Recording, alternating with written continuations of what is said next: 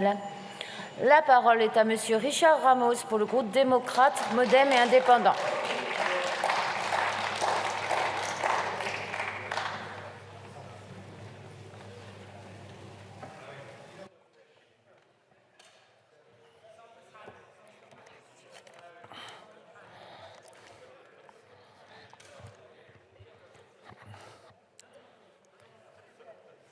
Madame la Présidente, Monsieur le Ministre, je voudrais ici remercier cet après-midi tous ceux qui défendent finalement, sur la partie qui est la nôtre, même si le texte est plus large, le bien manger en France.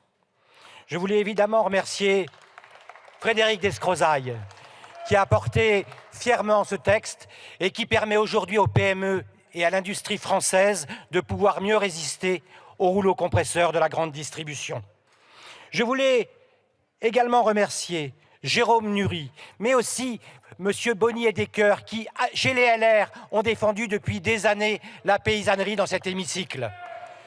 Je voulais remercier, parce que je ne l'avais pas écouté, Marie Pochon, pour son discours sur l'écologie, qui parfois nous a éclairés sur une agriculture et une agroécologie. Bien évidemment, le Parti socialiste avec Dominique Potier et à l'époque, évidemment, Guillaume Garot qui a tant fait sur le gaspillage alimentaire.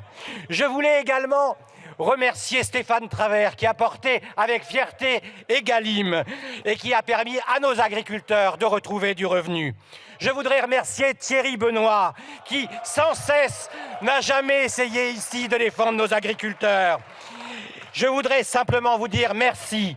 Et je ne remercierai pas ici le Front National, qui est la seule parti politique qui a reçu Michel-Édouard Leclerc, qui étrangle nos paysans dans les box de négociation. Je ne remercierai pas non plus LFI, qui ne votera pas ce texte qui permet aux paysans de pouvoir vivre. Je voudrais simplement vous dire aujourd'hui que nous sommes fiers de ce texte.